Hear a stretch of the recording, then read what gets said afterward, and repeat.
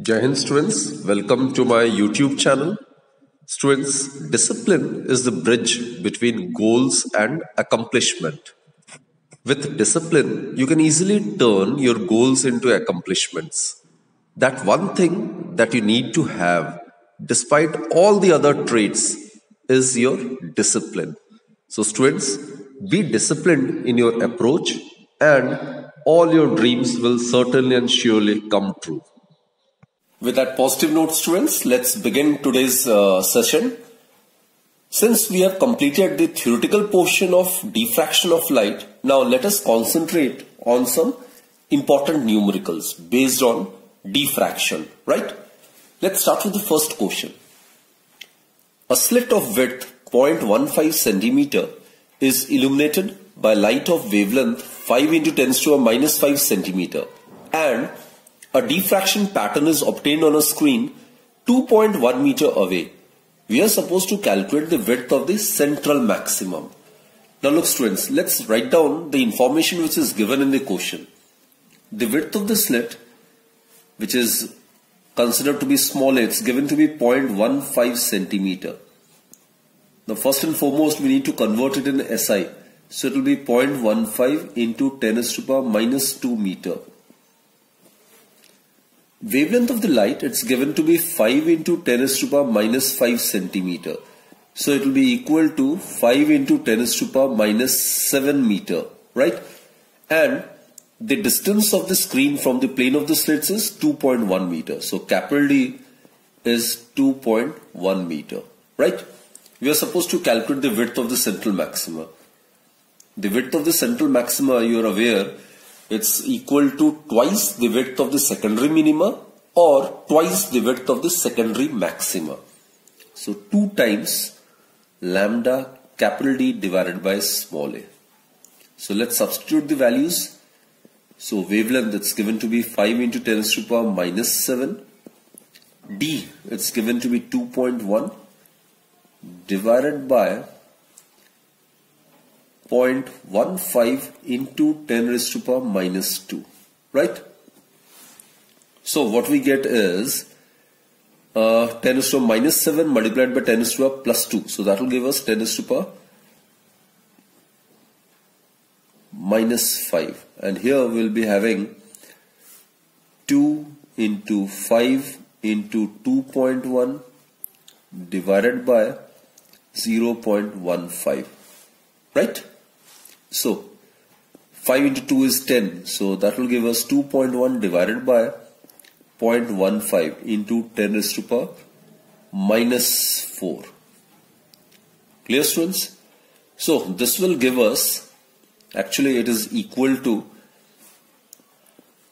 21 by 10 into 15 by 100, right? So 7 3 is 21, 5 3 is 15. So 7 by 5, it is 1.4 multiplied by 10 raised to power minus 3 meter. That is, the width of the central maximum in the diffraction pattern is 1.4 millimeter. So this is the answer, students, right? Now let's proceed to the next question. Light of wavelength 5900 into 10 to the minus 10 meter falls normally on a slit of width 11.8 into 10 to the minus 5 centimeter, and the resulting Fraunhofer diffraction is received on a screen. We are supposed to calculate the angular position of the first minimum, and also we are supposed to find out the angular width of the central maximum, right? Angular width is in radians. For students, here the wavelength, it's given to be 5900 angstrom, that is 5900 into 10 raised to the power minus 10 meter. The width of the slit, that is small a, it is given to be 11.8 into 10 raised to the power minus 5 centimeter. And the resulting Fraunhofer diffraction is received on a screen. We are supposed to find out the angular position of the first minimum. Now let's convert the width of the slit in meters. So it will be 11.8 into 10 raised to the power minus 7 meters, right? Now students, the angular position, let's find out the angular position of the first minimum. Actually, the condition for obtaining the first secondary minimum is sin theta 1 is equal to lambda by A. This is, students, we have already derived it mathematically and explained the reason for being this the condition for obtaining first secondary minimum. So sin theta 1 is equal to lambda by A, right? So let's substitute the value. Lambda is given to be 5900 into 10 raised to power minus 10 divided by A, width of the slit. It is 11.8 into 10 raised to power minus 7. So what we get is, we can write over here as 5.9 into 10 raised to power minus 7 divided by 11.8 into 10 raised to power minus 7. That is, sin theta 1 is equal to half. This decimal get cancelled, so we get 59 divided by 118. That is 1 by 2. 59 into 2 is 118. So, which implies that theta 1 is equal to 30 degree. Now students, we are aware the angular position of the first minimum, it is known as half angular width, right? So half angular width of the central maximum is 30 degree, which further implies that the half angular width of the central maximum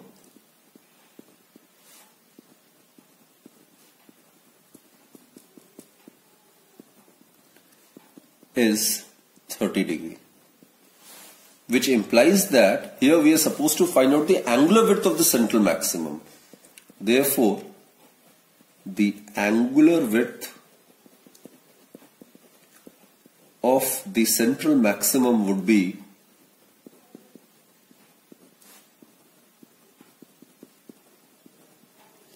it can be written in two ways. It can be written as twice theta 1 or plus minus theta 1, isn't it? Therefore, the answer is either twice theta 1 is either 60 degree, or you can write your result as plus minus 30 degree. So this is the answer, students. The angular width of the central maxima is either 60 degree, or you can write it as plus minus 30 degree. Another very interesting question, students. In a single slit diffraction experiment, first minimum for the red light of wavelength 660 nanometer coincides with the first maximum of some other wavelength lambda dash. We are supposed to find out the value of this wavelength lambda dash, right? So students, here we are supposed to know the angular position of the first minimum and the angular position of the first maximum, right? So the angular position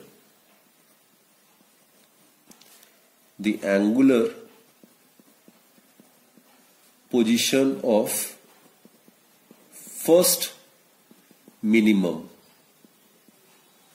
for red light or red color or red wavelength, right? Red light of wavelength, say lambda, which is given to be 660 nanometer. It is given to be 660 nanometer. It is given by, we are aware, it is given by sin theta 1 is equal to lambda by A, right? This is for red color, right? This is the condition for obtaining first secondary minimum. Sin theta is equal to lambda by A. Clear? Now students, it coincides with the first maximum of some other wavelength lambda dash. Now, the angular position the angular position of first secondary maximum for light of wavelength lambda dash, for light of wavelength lambda dash, right? This is to be found. The condition for the first secondary maximum is sin theta 1 dash is equal to 3 lambda by 2a. Here the wavelength is lambda dash, right? Now students, as per the question, the first minimum coincides with the first maximum. Clear? So therefore, as per the question, these two coincides, which is possible only when sin theta 1 is equal to sin theta 1 dash. That is, lambda red divided by a is equal to 3 lambda dash divided by 2a, isn't it? Or lambda dash is equal to 2 by 3 lambda wavelength of the red color. That is 2 by 3 multiplied by wavelength of the red color, it's given to be 660 nanometer.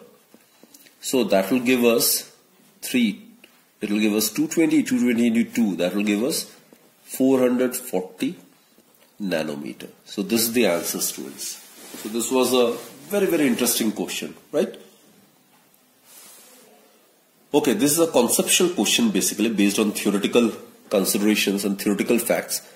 In a single slit diffraction pattern, how is the width of central bright maximum changed when first part is the slit width is decreased, second part is the distance between the slit and the screen is increased, and the third part is light of smaller wavelength is used, and we are supposed to justify our answer in each of the following cases, right? First and foremost, students, we need to know the formula for the width of the central bright maximum, right? So the width of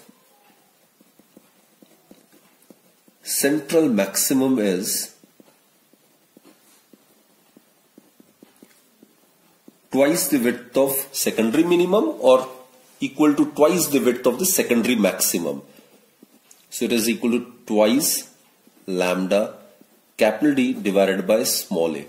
Small a is the width of the slit, lambda is the wavelength of the wave, isn't it? And capital D is the distance between the plane of the slit and the screen. Now let's concentrate on the first part. How is the width of the central bright maximum changed when the slit width is decreased? Right? Slit width. So beta naught is inversely proportional to the slit width. So therefore, as the slit width is decreased, the width of the central maximum will increase.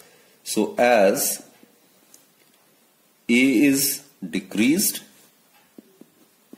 beta naught will increase.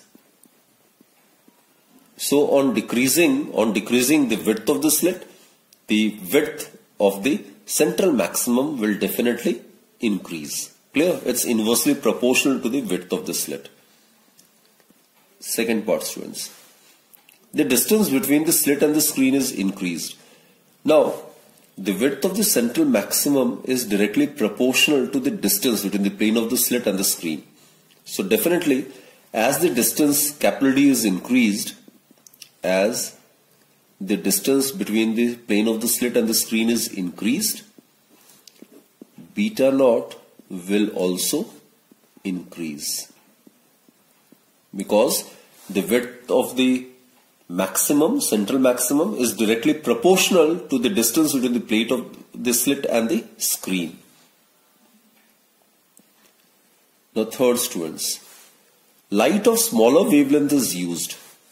Now dependency of the width of central maximum with wavelength is beta naught is directly proportional to the wavelength, right?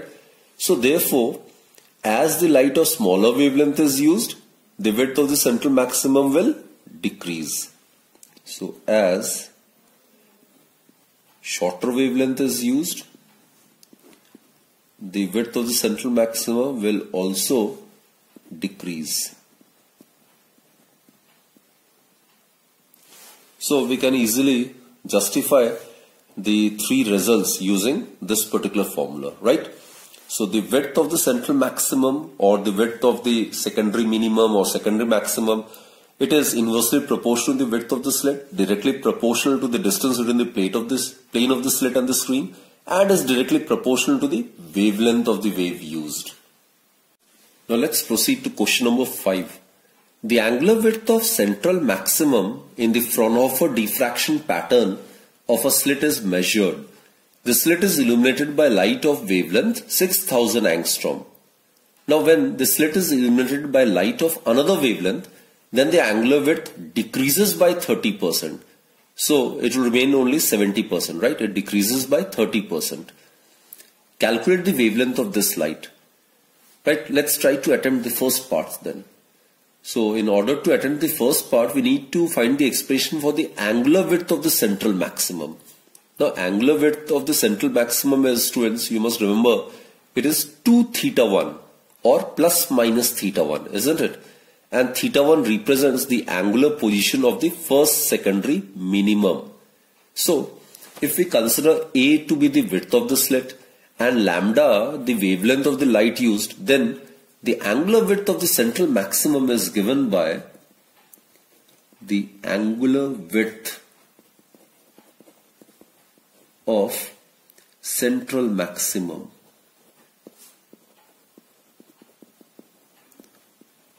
is given by 2 theta 1. It is equal to twice lambda by A. Look students, sin theta 1 is equal to lambda by A. Now if theta 1 is very very small, then sin theta 1 may be considered to be theta 1, isn't it? And that gives the angular position of the first secondary minimum. So the angular width of the central maximum is either twice theta 1 or plus minus theta 1. So that will become twice lambda by A, right? This is when we are using light of wavelength lambda. Clear? Now suppose in this case we are using light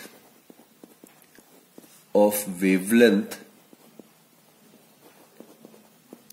lambda. Now suppose students, we are using light of wavelength lambda dash, then the angular width of central maximum in case we are using light of wavelength lambda dash, then the angular width would be, suppose, represented by 2 theta 1 dash. This is the new angular width. So corresponding to wavelength lambda dash, right? This is the expression for the angular width of central maximum for light of wavelength lambda dash. Clear? Now students, as per the question, the angular width decreases by 30%. The new angular width is less than the previous angular width by 30%. So 2 theta 1 dash is 70% of the previous angular width, right? So as per the question,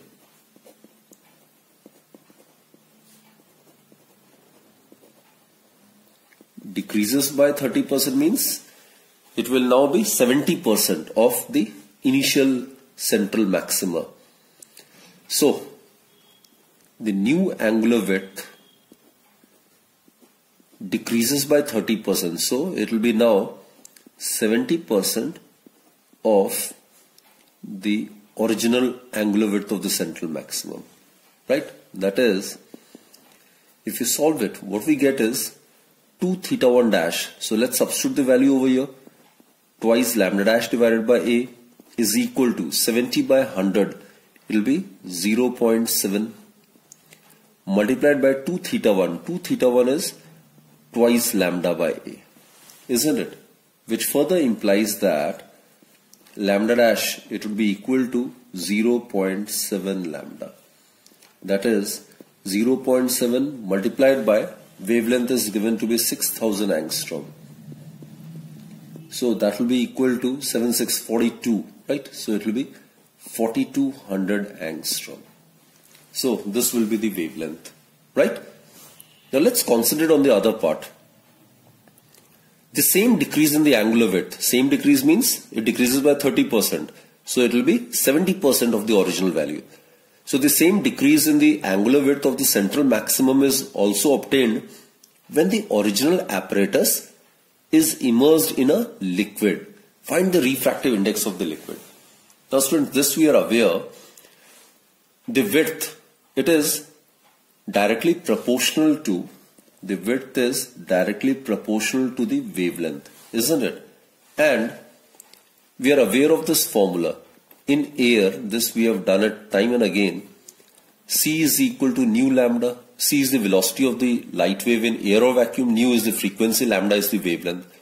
In medium, students, the velocity will get decreased. So V is the velocity of the light in the medium. Frequency will remain same. Wavelength will get changed. So if you divide these two, what we get is C by V.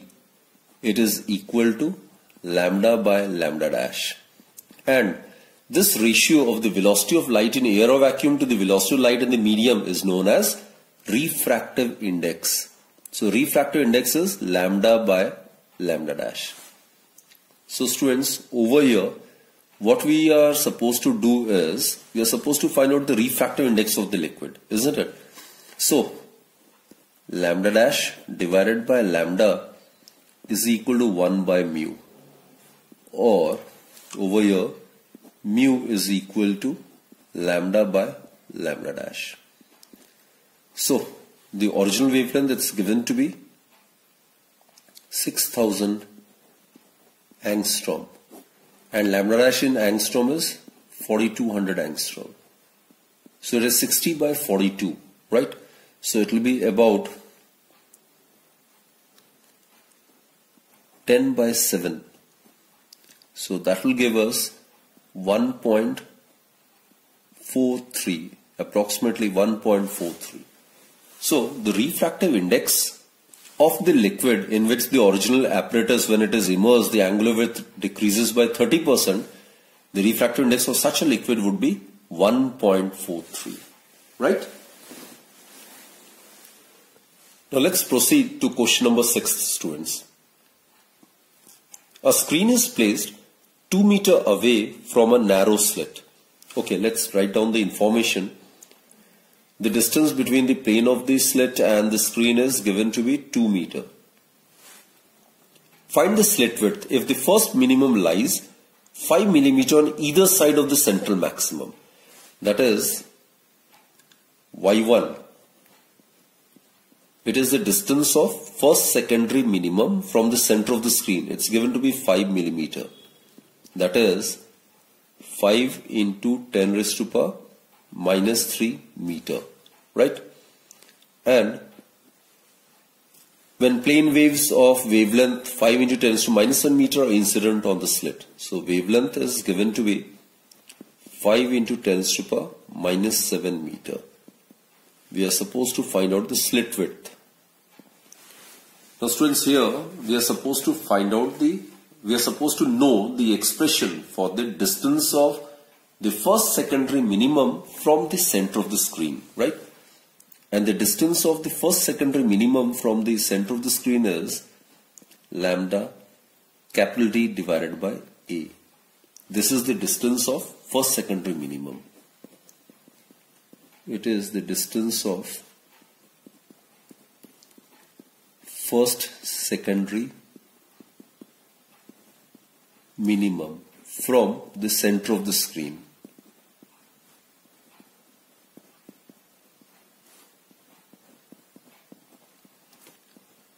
Okay, now let's substitute the value and get the result for A. So which implies that A would be equal to lambda D divided by Y1. The wavelength is given to be in SI, it's 5 into 10 raised to minus 7. D is given to be 2.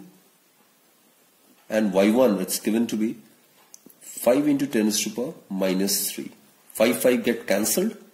So we'll be left with 2 into 10 raised to power minus 4 meter, right? Or it can be written as 0.2 millimeter. So students, the width of the slit is 0.2 millimeter, right? So I hope you have understood all the 6 questions which we have done in this particular session related to diffraction of light. And students, do practice more and more such questions related to the topic, right? That is only how you can gain in confidence. So that's it for this particular session, students. Do join me in my next lecture. Keep watching my videos, and we will meet in the next lecture then, right? I'll come up with some new topics. Till then, goodbye, and do take very good care of yourself. Thank you.